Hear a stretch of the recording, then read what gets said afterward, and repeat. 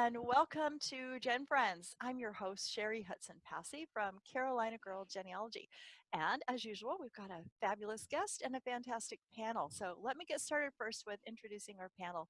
First, we've got Meissa Barker, our archive lady. She's up with her archive books in her background. Hi, Meissa. How are you? Doing great. Glad to be here tonight. I'm glad you're here. There's Laura Hedgecock from Treasure Chest of Memories. Hey, Laura. Hey, how are you? Always good to have you here. And as you are an author, this will be great because our guest is an author. So that'll be cool. And we've got Kircher Roddy from MKR Genealogy. Hi, Mary. Hi How there. are you? I'm great. I love your quilt in the background. That is beautiful. Thank you. I forged my ancestors' signatures. That's it's your a signature quilt. Right. I Mhm. love that so much. And you were so Thanks. talented with your quilts. And a talented genealogist as well. So I don't know how you have the time to do everything you do. And then last but not least on our panel, anyway, is Shelley Murphey, the family tree girl. Hi, Shelley. Hi, good evening, everyone, and good morning. And good morning, too. Well, in the middle of the night, Yeah. for our special guest tonight, all the way from England, is Penny Walters, Dr. Penny Walters. And Penny has come to join us tonight because she has written she's a genealogist. She's a speaker. She speaks at university, and she's a well-known speaker in the genealogy world, too. She speaks at conferences, but she's got two wonderful books out that we wanted to talk to her about. And I've got one of them right here. I'm going to show you if I can see it on with my green screen. It's kind of fading away. But this is Ethical Dilemmas in Genealogy. And Laura's got the other one on her Kindle. You can get them on Kindle as well, and that's The Psychology of Searching. These are wonderful books, and I'm thinking, how did you even come up with this? Were you seeing a lot of problems with people having ethical dilemmas? Is that why you chose that topic? Because that was your first book, correct? Yeah. Hi, everyone. Well, my interest in psychology started many years ago. I was probably about 15 or 16, and then Wow. I did it for A-level at college. And I loved psychology at college, so I took it for my first degree. And after I got my first job, I then afterwards got a job working in health promotion. And at the time, my boyfriend smoked, and various friends would do various things at the weekends. But my role in health promotion was running National No Smoking Day, which is a day telling people to try and give up smoking for the day and see if they could carry on. But I used to go to work every morning and my boyfriend smoked. So when we were allowed to do college day release, I did a master's in health promotion, and I chose my topic as ethical dilemmas. So the psychology wafted quite nicely into the ethics side, but I did feel a hypocrite going to work every day, running National No Smoking Day and writing leaflets about giving up smoking. But my boyfriend smoked. I also shared an office with a girl she was quite a big, sturdy girl, and she was the dietitian. And sometimes people would be quite rude to her and say, well, you're a big girl and you're telling us how to eat. And she'd say, I'm just trying to help you to choose how to eat more healthily. So it doesn't necessarily reflect in your body shape. So anyway, so over the years, I've got interested in psychology and ethical dilemmas. And I'm adopted. So the reason that I got interested in psychology and ethical dilemmas originally was that when I started doing my tree, because my mum was one of those people that she put her name, everybody's names was on the back of photos and their dates of birth and what the party was. And so as she was taking photos, she'd get them printed and it would just have all the person's life history on the back of the photos. So I was always interested in doing a family tree, but when people heard that I was adopted, they would say to me, have you ever found your real family? And that used to really grind on me. Right. So I used to think, well, I'm quite happy with this one. Are they imposters? Good answer.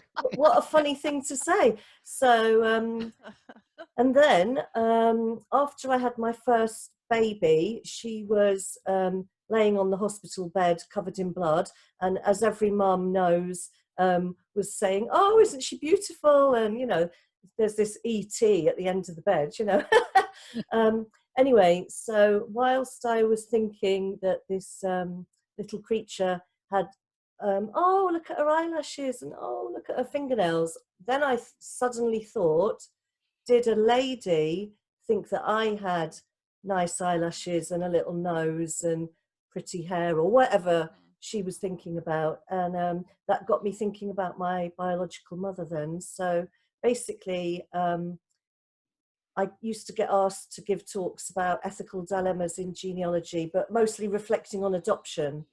But I've also got mixed race children who, when I did a DNA test and it came back as Irish, my children who have got no interest in genealogy said, "Oh, we've got a Jamaican granddad. Can we do a DNA test? And we want to see how Jamaican we are." When the DNA test came back, they'd got my Irish, but it said Nigeria. So my daughter said, "Oh, the DNA test must be wrong because we're going to have half of your Irish and we should have half or a quarter of our granddad's Jamaican." So I said, "Well, how did you think that black people got into Jamaica?" So my daughter was really upset, and she said, "Oh no," she hadn't immediately linked a Jamaican granddad with Nigerian DNA. So I then started adding ethnicity into my ethical dilemmas talks. So those are a few things for people to have a think about at the moment. So yeah, so the ethics talks started with adoption issues and then went into ethnicity issues. And then people would give me little scenarios that they'd come across, So have any of you guys had ethical dilemmas in your research that jump out at you? I think a lot of us do. I've got slave owning ancestors, and that's difficult. That's difficult to reconcile and wrap my brain around. I also have African American DNA. And so I'm trying to figure out where that came from. I actually was on Ancestry half the day yesterday making these, going through all the matches, everybody that's got, putting them in a group so I can start tracing back to see who the common ancestor is. Right. I'm trying to figure that out. So what sort of percentage have you got? Mine's just 1%. My mom's 2%. And so Yeah. it's right. It's there somewhere. That's fascinating. Yeah. But I'm sure it came from the slave trade. Yeah. A lot of my friends have found that they've got African heritage, and it's between 1% and 6%, and if you keep multiplying it over the generations, it's not that far back until you've got a black ancestor, and you think, well, firstly, where do they come from, but secondly, where have they gone to? Because if you're in another country and each generation is marrying a white person, it can quickly be dissipated, so that's a fascinating angle. Not only ethnicity, unexpected ethnicities for yourself, but finding, as you said, a plantation owner, or so if you feel proud of certain ancestors, if you feel proud of, oh, I'm so proud of my war hero, or I'm so proud of the suffragette, do you have to carry the shame of some ancestors? And you're not a social worker. Right. So it's very interesting. Yeah. Shelley, you've got a comment? Oh, you're muted. Okay. There you go. I've got a couple comments. First, I seem to be the person of the week, apparently, with 23andMe, of people contacting me, that we're DNA connected and they're looking for their biological parents. And they share, European and African ancestry. So that was one point. And I'm dealing with one lady who, she's related to me, and I'm trying, and DNA is not my expertise. I know enough to keep myself out of trouble and know when to refer it, so I choose the role you know, that I play with that. But her situation was interesting because she actually was born in a prison. Oh, And so the prison information on her record of birth is very limited. yeah. But I just tapped in from Nika Smith told me about the California Mm-hmm. penitentiary type records. And so you can go see actually the original. Wow. And I'm hoping they're online. So, Yeah. you know, I don't know where else to take it. Yeah. She's real slow on responding, you know, and so where we need to get on the phone. So that's one comment I wanted to make about adoption. And those are, I mean, probably the last couple months, they're either looking for one parent or they're looking for both. Yeah. And that's a little difficult for me because, again, they're going just on DNA because they have nothing else to go. There might not be a name. So it puts more work on me trying to figure out, okay, because just where you're born doesn't mean that's where your mama was at, you know. Yeah. So anyway, and the other thing, talking about the ethnicities and thing, and I'm the opposite. I am opening up and see all the European and less of the African American. Yeah. I am African. I'm an American with African ancestry and was raised African American culturally, the whole 9 yards. My family looks like the League of Nations, you know, so everybody's in there. You know what I mean? So it was never really an issue because we always had everybody around us. Right. You know, and everybody was either mixed or either white, black, whatever you want to classify them. But I'm not opening up another DNA test because each time I do, I get more European because they're measuring different. Yeah. And that also makes it more of a challenge for myself. So that ethical dilemma can be on both sides, not just for the whites, because a friend of mine who's connected, she's African American, like 80-some%. And she told me I had to give up my sister card. No. And she did. And I said, I'm not giving up my sister card. So, and again, that's a joke that she does during her presentations. You know? So, Laura, but that Laura, was other comment. I'm sorry, Shelley. Laura, you wanted to ask Yeah, a question? Or? Penny, you had mentioned, did we come up with ethical, or you'd ask if we'd come up with ethical dilemmas. It's interesting because I teach workshops on kind of just memoir writing about your own life as well as genealogical writing. And to me, I think there's different ethical dilemmas because as genealogists, at least we should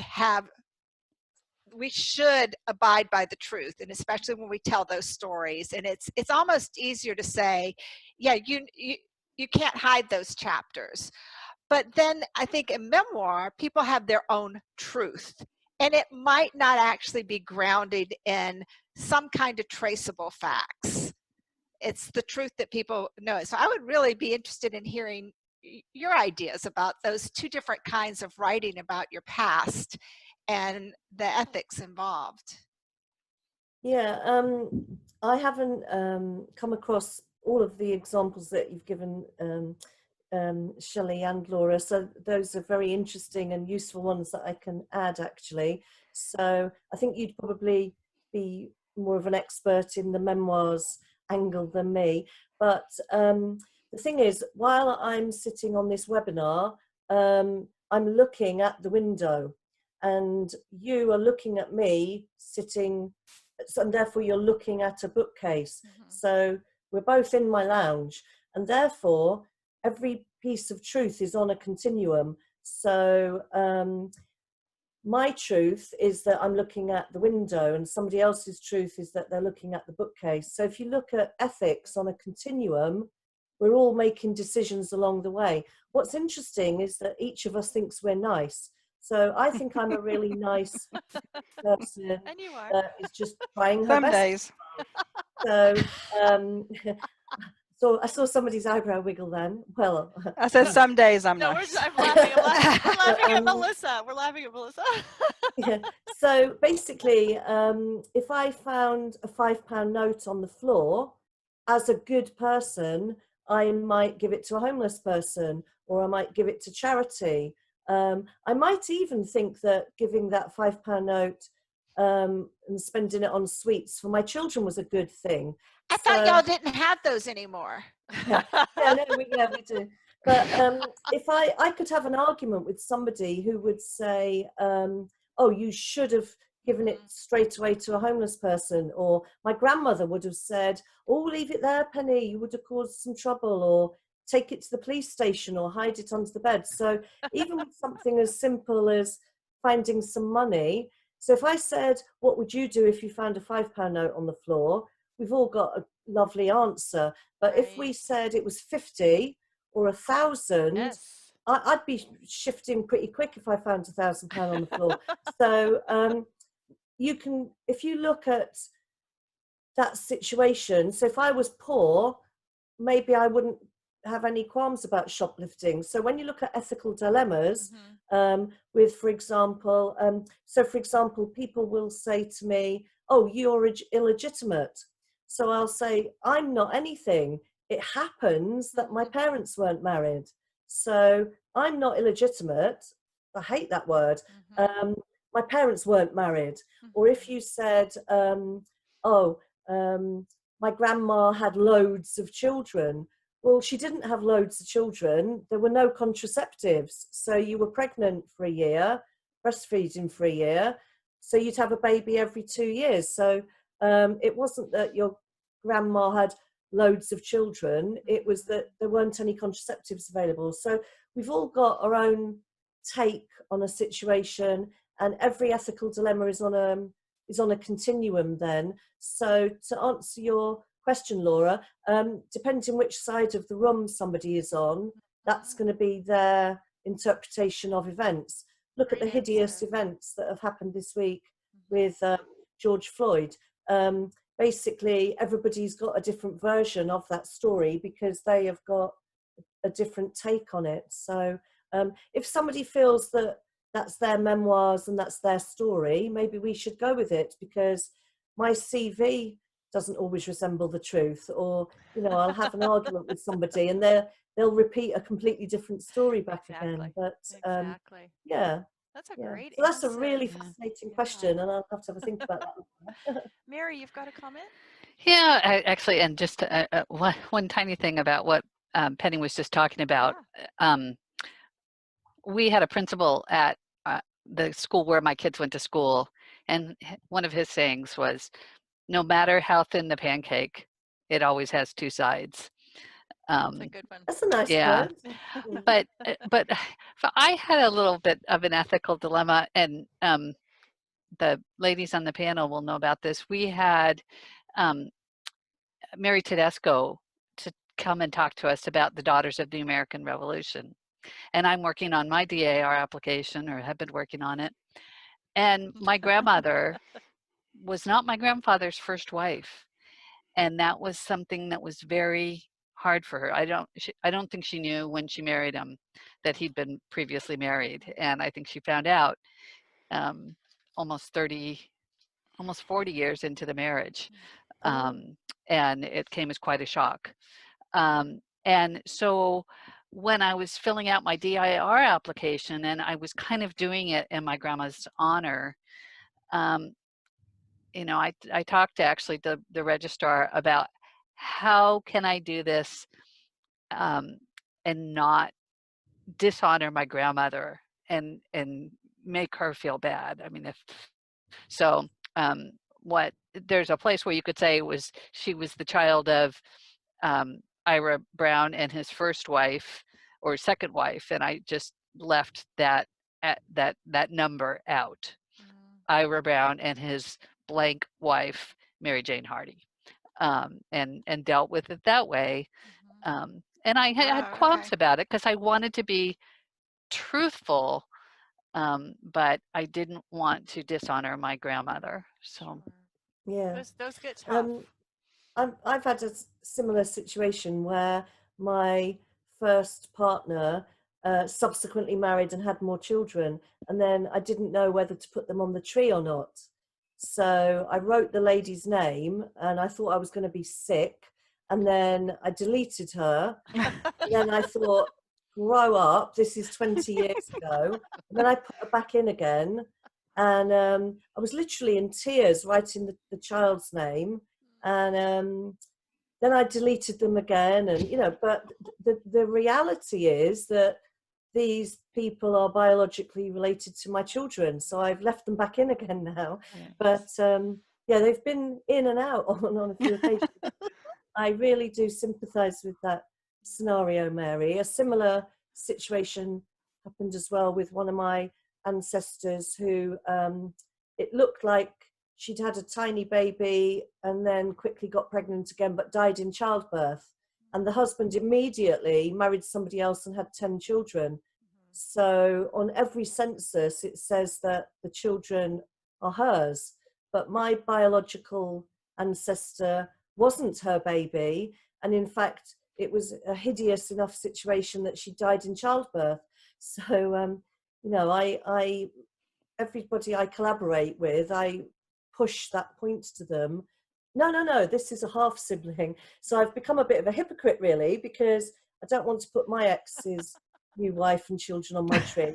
I'm insisting on my ancestors being labelled correctly. So there's a bit of awkwardness in all of us really. But I think so long as you're sensitive and you've got a good heart, you can only try your best with recording these things, can't you? Sure. And I think it depends on how far away the generations are too, you know. That's a very good point. Yeah, sometimes it's so close to home. I mean, when it's, you know, your fifth great grandmother or something, it doesn't feel, I mean, you're connected, but you didn't know them. But it's with somebody not as painful. And I think with Grandpa's marriage, it was very short. There were no children. And I think in my mind, that makes a little bit of a difference. So. Melissa, you had a question or a comment? Yeah, you know, I come from this, well, also just from two different ways. I'm a genealogist, but I'm also an archivist. And so I work with genealogists every day. And, you know, I find it sometimes difficult whenever I have to share information with a genealogist that does not line up with what they told me they thought or knew.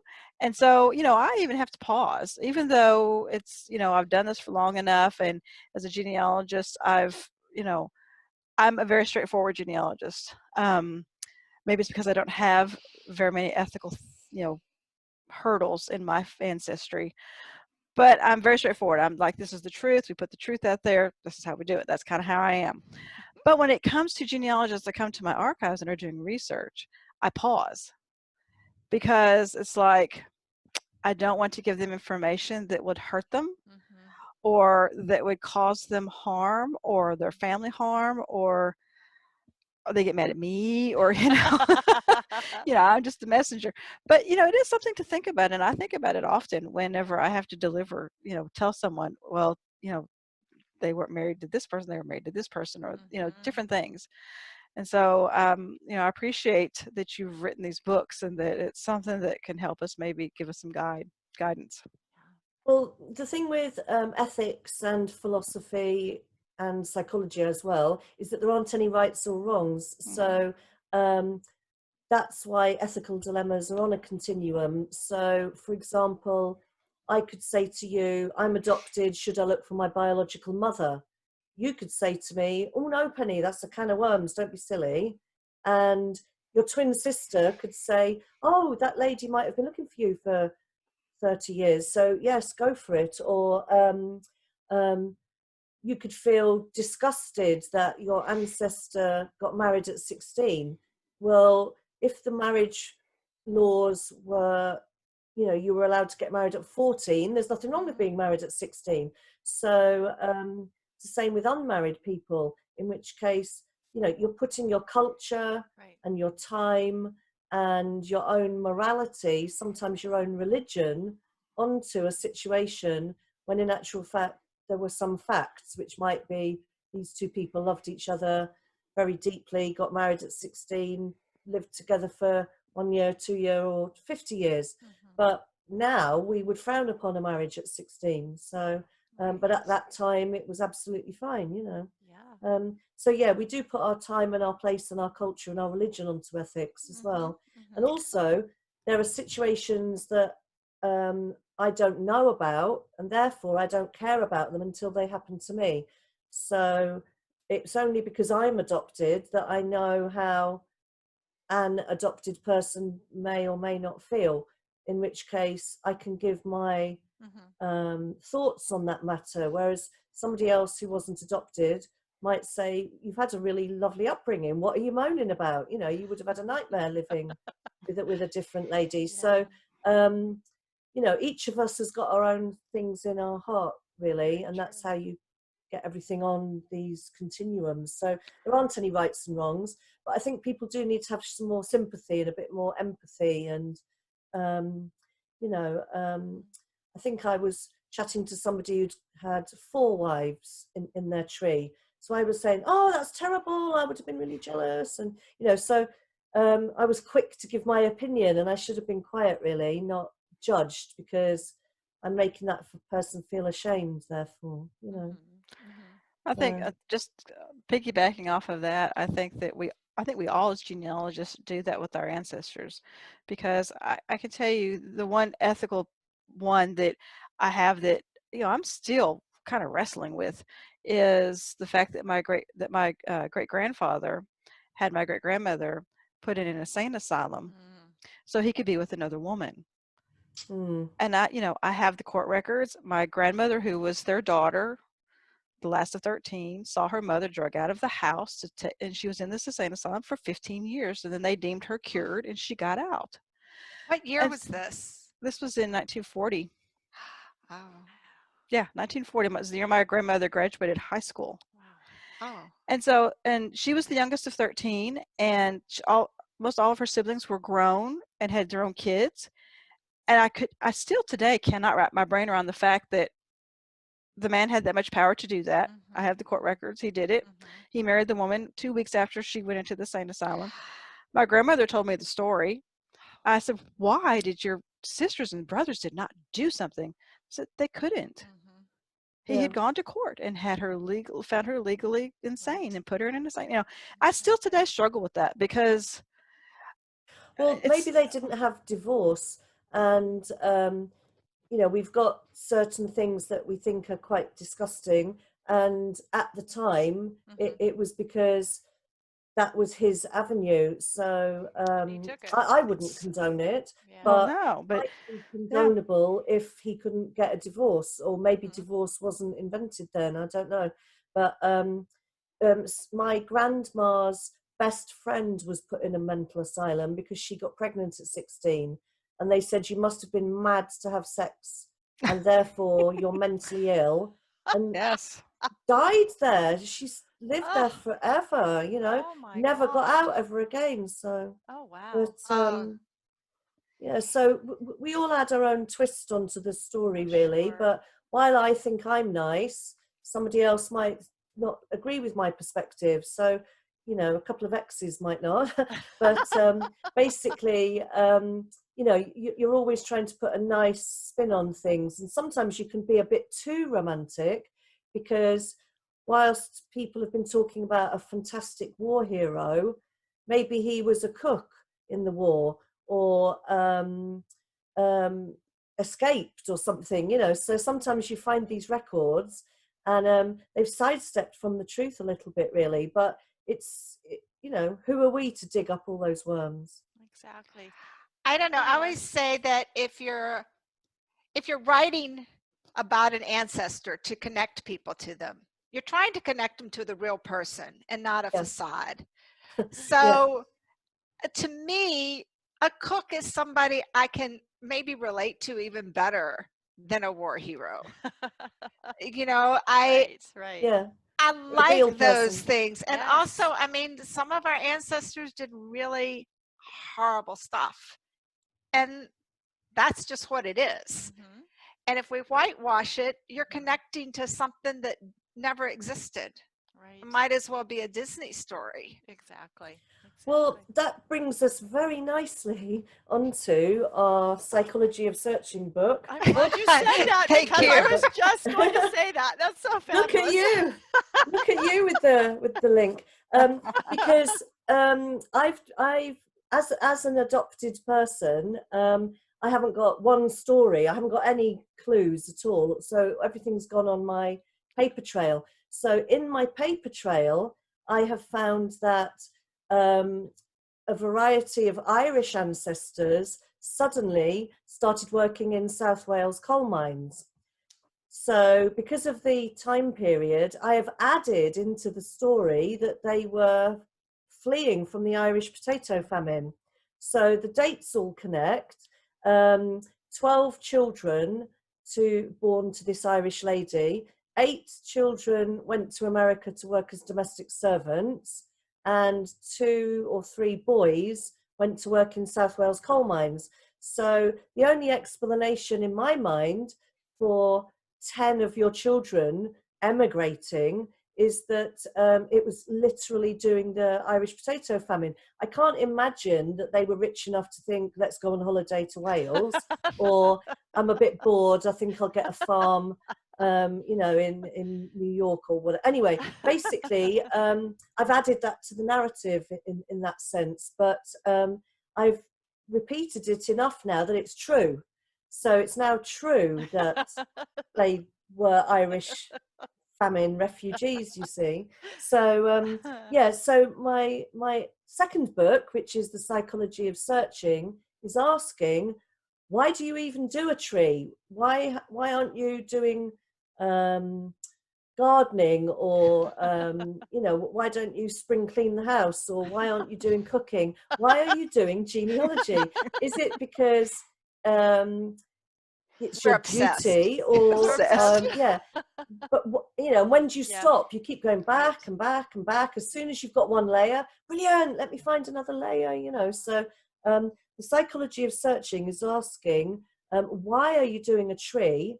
But then the second question, which I think really is important, is who are your relatives?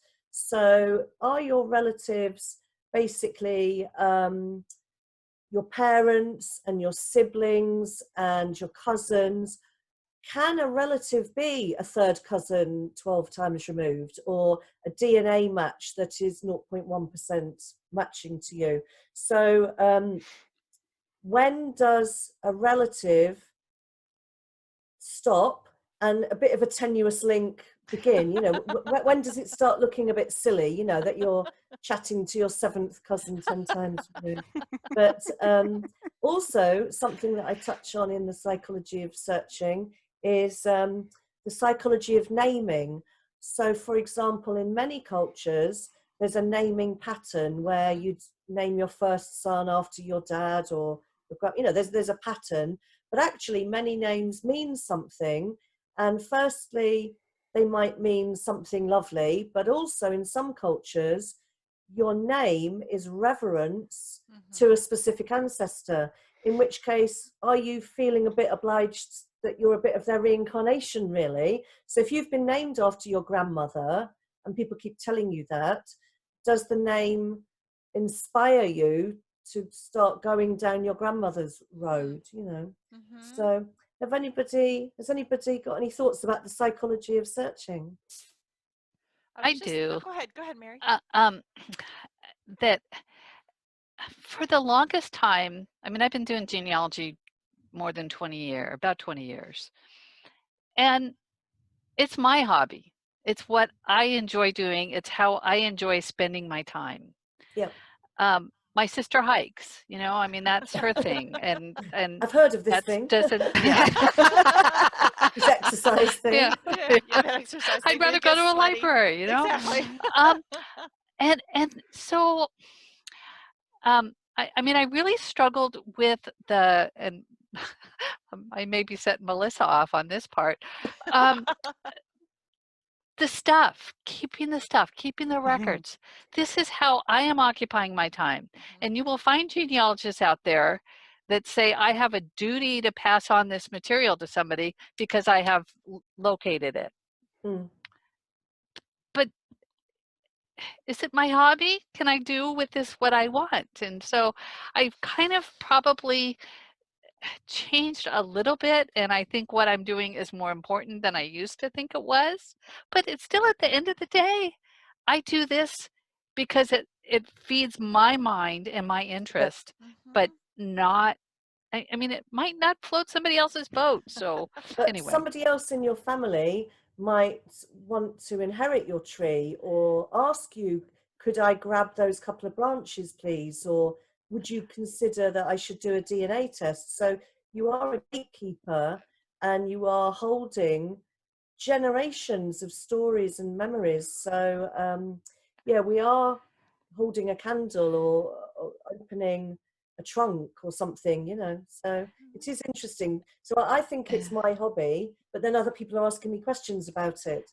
And I I'm like happy to tell the truth. share with Yeah. them. But if they're Yeah, not yeah. asking, I don't want to say, you have to listen to me.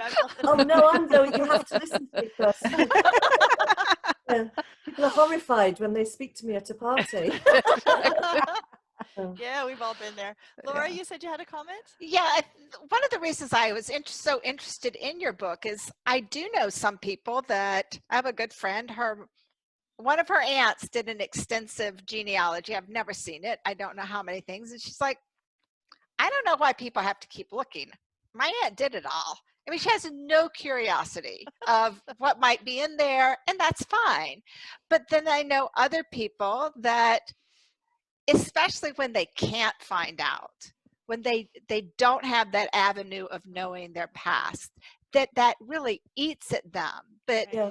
and it's those, and so I feel a need to not just remove my own roadblocks, but in general remove those roadblocks from people so that people can figure out their family story if they want to. I'm not saying, and then I do also know people that know there's some bad stuff in that closet and they don't want to open the door, and you got to respect that as well.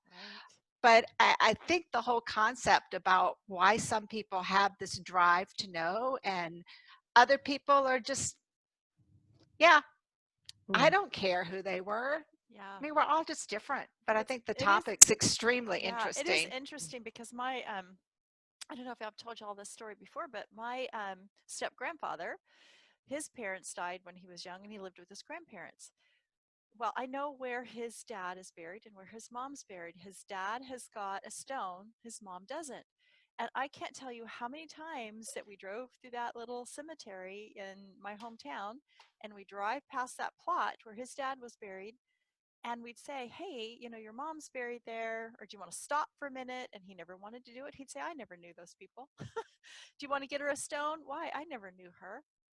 And it's so interesting that he would feel that way. And it just crushed me every time he said it. So yeah, it's like you were saying, some people have a desire to know, and some people just, because he was little when they died. So for him, it was just like, well, I didn't know them, but I want to get to know them for him. One of the things that I've mentioned in the book is that some people talk about the rich tapestry of life, and all my American colleagues talk about that they do weaving and they do sewing and they do tapestry. Do you see behind Mary? So all my American genealogy girlfriends or colleagues do talk about tapestries and weaving. So if you look at the metaphor of sewing, and it's a lady, gentle, stitching kind of skill, whereas a lot of my friends in England talk about solving a puzzle. So I really like crosswords and Sudoku and don't tell anyone, Candy Crush. So it stays between us. Yeah. It's not going to go up on YouTube anymore. Oh, no. So it's going. You better tell her it's going. So is it that I'm solving a puzzle? Because one of my sons said to me when I was looking for images for one of my lectures, I had an image of a magnifying glass that had tuned into one person. So I was just putting that on the front of my lecture, and my son said, oh, are you just looking for one person? So I said, don't be silly, I'm doing my tree. So he said, yeah, but it started because you were looking for your biological mother. Yeah. So am I doing a jigsaw puzzle, slotting things in? So is my genealogy a Rubik's Cube, a jigsaw puzzle, Sudoku, whereas somebody else's is the rich tapestry of life and they're sewing together a narrative. Yeah. So I'm just wondering whether your personality affects doing your tree, because we're all doing it and we're all doing it very earnestly. Right. But have we got different motivations, you know? I think so. I think so. I think you're absolutely right. We all have different Yeah. motivations for doing it. Yeah. Yeah.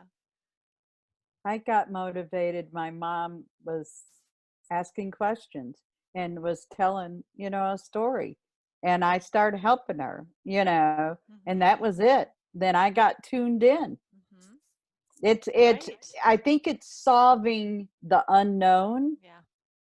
where it actually started from her questions, trying to remember things her grandmother told her. Mm-hmm. And so that's how I got it. And now it's an addiction. Oh, I can't call it a absolutely. hobby, because in the world I live now, being retired, well, and working, it's 7 days a week. Mhm. And it's, my family, but it's other people's families too, Right. or Right. sharing the information. Yeah. It's an addiction. It is. I think with me, it was when my aunt, who was a genealogist, uncovered a family lie. Ah. Yeah. And then it was the family stories Yeah, yeah, and the facts Yeah. and Absolutely. how all those work together. Yeah.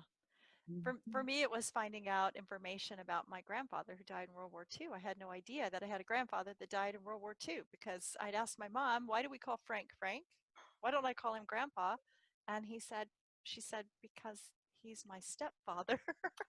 Oh. My father died in World War II, and that just kind of triggered wanting to know. And I just want to know their stories. I get so connected, and I know we all do, but I just felt like I know these people. I want to know their stories. So, Melissa, what about you? How'd you get started? I got started in a funeral home. About 30 years ago. Yeah. Yeah.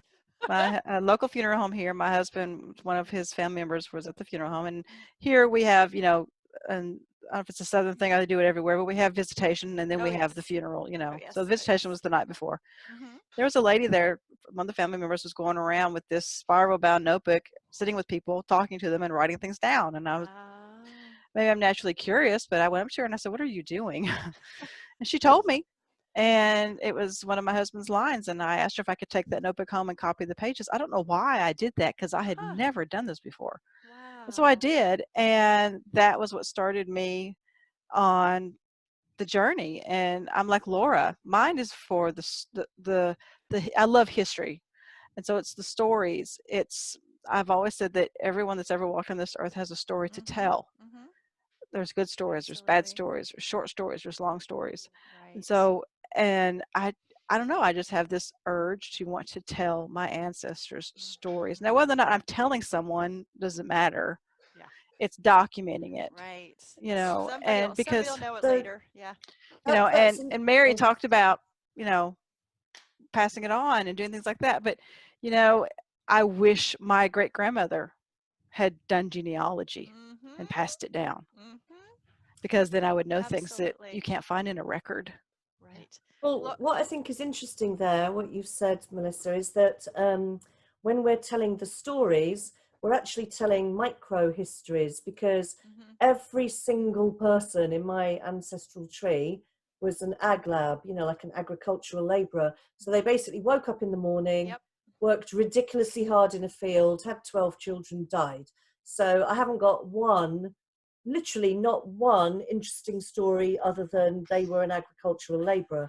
So therefore, if I can keep telling their story, firstly, I'm informing history, because history only talks about great leaders and things that are of some kind of momentous thing. So there was nobody momentous in my family. So if enough people write down the average person's story, then you can see a micro history appearing, not just looking at the history books at people that are in wars and stuff. But something that you mentioned, Melissa, which I was wondering what your opinion was, I like that thing about saying their name. So I think it lights a candle somewhere, or it does a spark. So you're starting to waft into reincarnation or spirits or people listening to you. So I'm wondering what your you guys' opinion is on whether spirits are listening to you, because I've started collecting stories of people that have said they've been walking around a graveyard all day, couldn't find anything, and the exact minute that they got fed up with that walking round, they hit their toe on a gravestone, and there was the exact stone they'd been looking for all day. Or with me, I keep finding when I'm looking at some records, and because a lot of my ancestors were from South Wales, and there only seems to be about 5 names rotating in Wales. So you end up with about 20,000 options for your ancestor. But as I skim down, I get an address that jumps out at me, and I think, I'm going to go for that one because that address has just jumped out at me. And also, which I think is fascinating, every one of my children literally has been born on a direct ancestor's birthday. Wow. And I've even had, like, my grandson was born the day after my mum passed away. So what I'm starting to wonder about with the psychology of searching is there any serendipity or messages from ancestors? Because all of us have said we want to say their name and say their history, but we're wafting into somebody somewhere listening, in which case are they sending us any messages? So I'm wondering whether that would go against religion or religious beliefs, or whether it would look towards somebody watching us. You know, what do you think? Mary, you put a good comment in. Why don't you share what you just wrote? I am all about, I call it bagging a live one. It's connecting with unknown distant cousins. And when I get the urge to bag a live one, I just go with it because somebody in heaven wants me to. Exactly. They want their story told. They want me to connect with that person. And I mean, I've found 3rd and 4th cousins that I am very close to, and my siblings are like, they're not our cousin. I mean, they'd say it's too far away. If we didn't know them, we didn't grow up with them, they're not our cousin. But I know that, my great-great-grandmother wanted me to find her, my 3rd cousin, who I just love dearly. So, my ancestors want their stories told, and they want me to connect with people. And I totally believe that. I've had that cemetery thing happen to me where I've said, okay, it's hot. We've been here for 45 minutes. It's a small cemetery. If you want me to find you, so I have documentation of your tombstone, you got to help. Send me a message. Look down. There she was. But next to her was somebody else that I didn't know about. And so I had the connection with 2. So since this has helped me before, my mom laughed at me because a few weeks ago we had driven up to go see my dad's, where my dad's buried, because his tombstone was just put in. But we drove out of the cemetery, and there was that same tombstone, Frank Sullivan, who doesn't have the wife doesn't have a tombstone. And I've been trying to find Frank's family forever. And I just said, driving by, I said, Frank, I need your help. I cannot find your family. So I'm hoping that I will, something that he listened and he'll lead me to find his family. So I talk to him all the time, whether I'm on the computer or whatever. I'm like, guys, I know you want me to connect you with your family, so I need some help here. I have conversations and love them. Yep. I think we all do. And so people can think we're weird, but that's okay. That's the nature of the game, right, ladies? I don't know. I'm just thinking that maybe John Wilkinson doesn't want me to find him. See, it could be if that's what's going on. And that could be too. Sometimes I wonder. They hide. Our ancestors hide. I think sometimes they do too. Maybe they don't want us to find out some of the things that they've done. So they're like, "Oh." But Penny, you mentioned something about your ancestors being agricultural farmers, and they get up, and they do their job, and go to bed, and that's it. I'm one of those researchers and I tell people all the time, I want to know what my ancestors had for breakfast. Yeah, me too. I want to know what were their hobbies. Right. What were they afraid of? What and I actually find I don't find the answers obviously on everybody or very few of them, but how I try to gauge maybe something of those things is what did they experience in their community? Mm-hmm. Maybe didn't participate, but today in this world we're living in right now, I'm thinking of this, but what did they see? Mm-hmm. And so I do a lot of research in communities Right. and the events, whether it's global, local, that they may have been privy to, maybe even participated in, To get the context. Yeah. to get the Yeah. context. Now, Absolutely. sometimes I may be way off that my ancestor didn't have a clue what was going on down the street. I don't know. But that's the kind of researcher I am. It's like, Yeah. I want the full on Mm-hmm. flesh and muscles on my ancestors. Absolutely. Absolutely. What a wonderful discussion. This has been so great. Does anybody have any last minute comments or things they want to say to Penny? Penny, I just ordered your books. Thank you. Oh, thank you. I've got a question for Penny too, that Yeah. then this is coming from a totally probably different direction, but as an aspiring writer, what kind of writing process do you have? I always ask this of authors. Mhm. And what kind of research did you do for the books, or was it just something that just came out of you?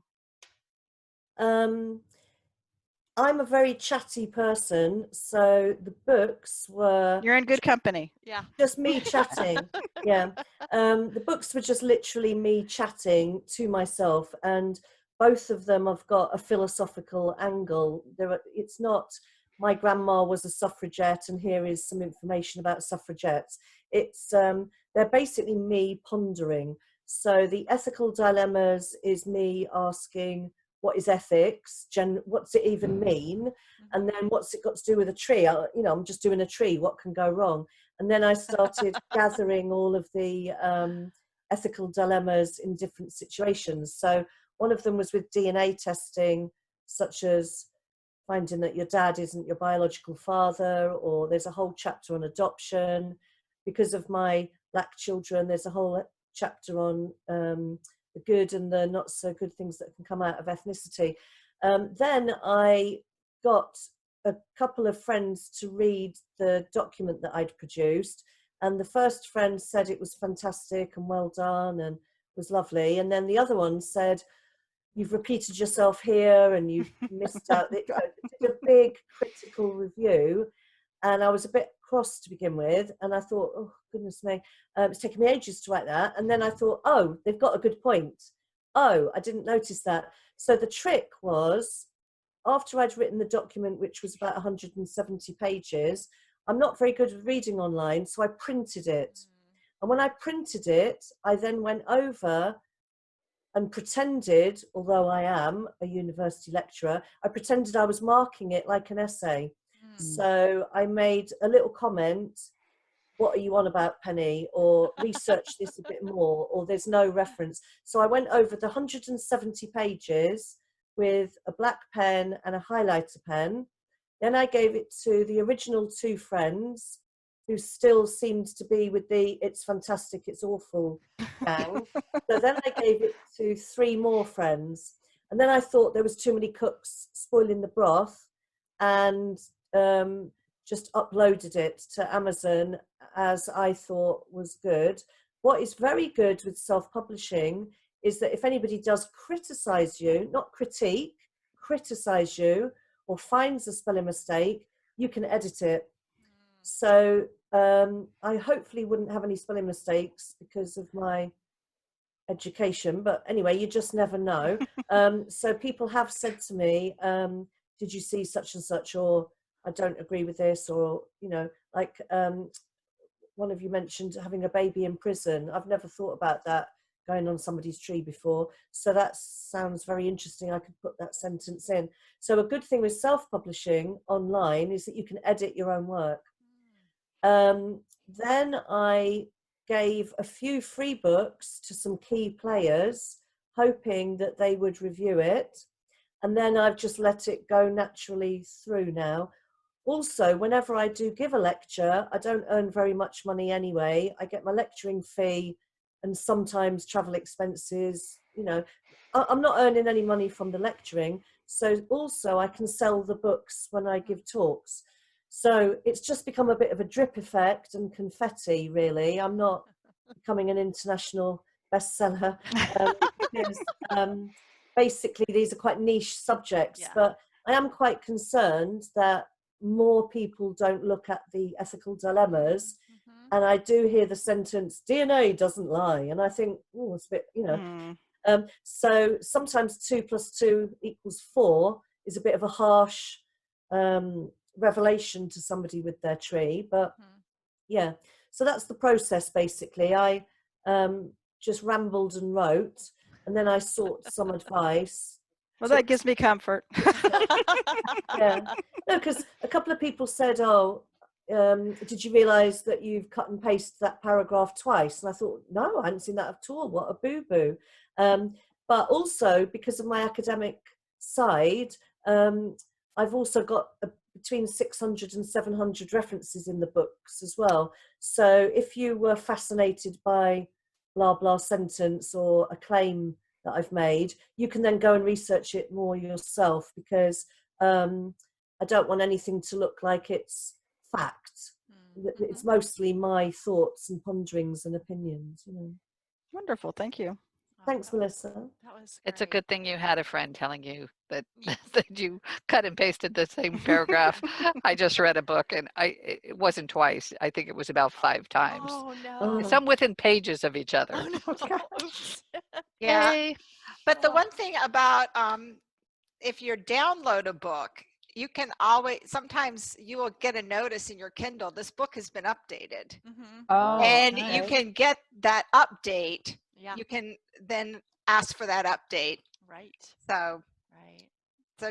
Wonderful. a good thing for both readers and Yes. authors.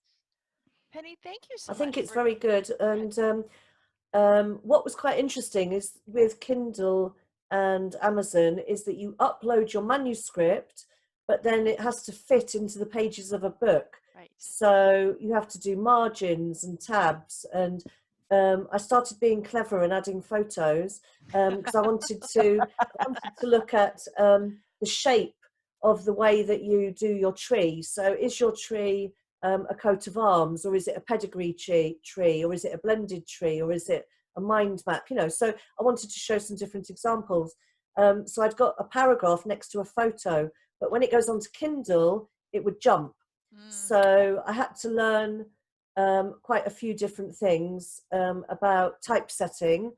Also, when I approached people about doing a book cover, I didn't have a budget, so I've kept the book really simple.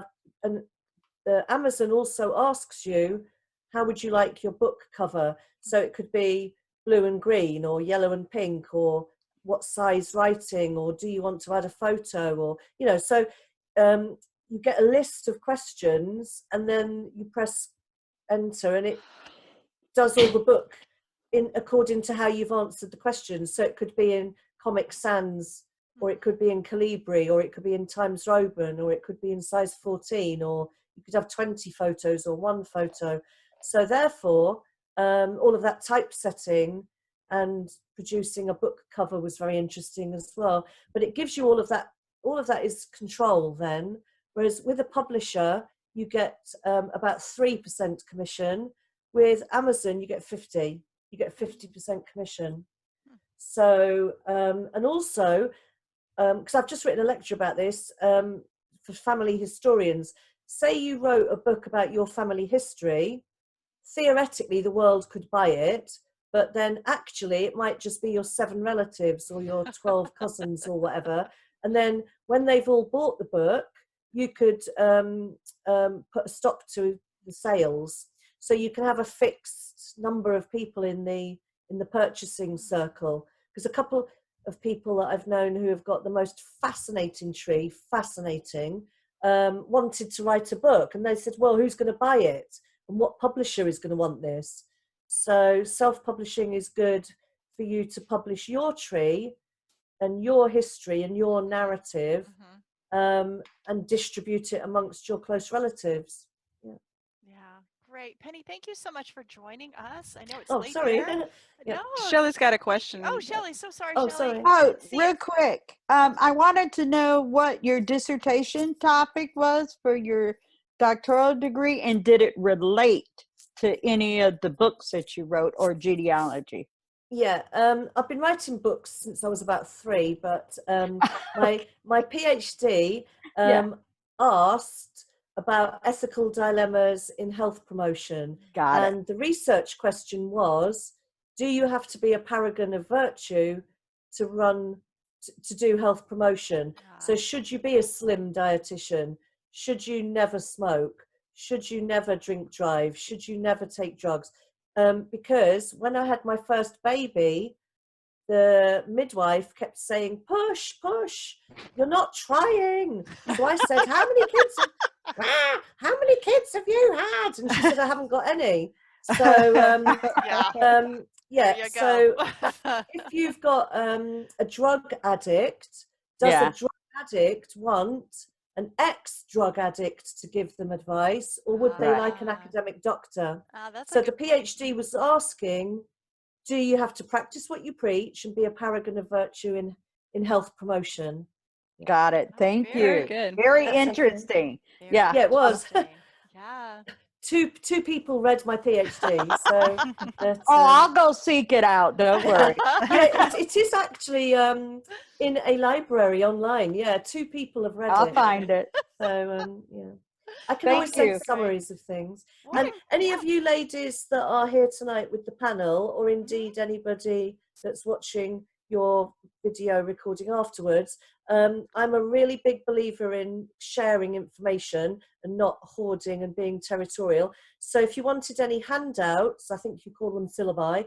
Anyway, if you wanted any handouts or summaries of some of the things that I've been talking about, I can just email that over. So all that people need to do is email me and I'll just send it over.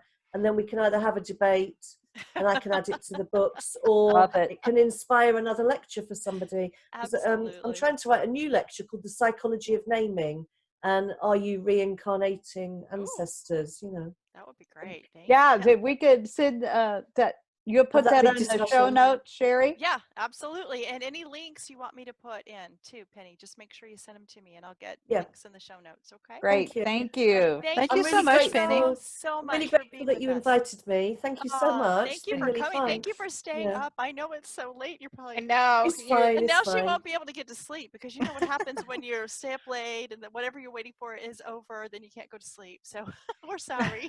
It's fine. No worries. Thank you so much. And we will see everybody next time on GenFriends. Bye, everybody.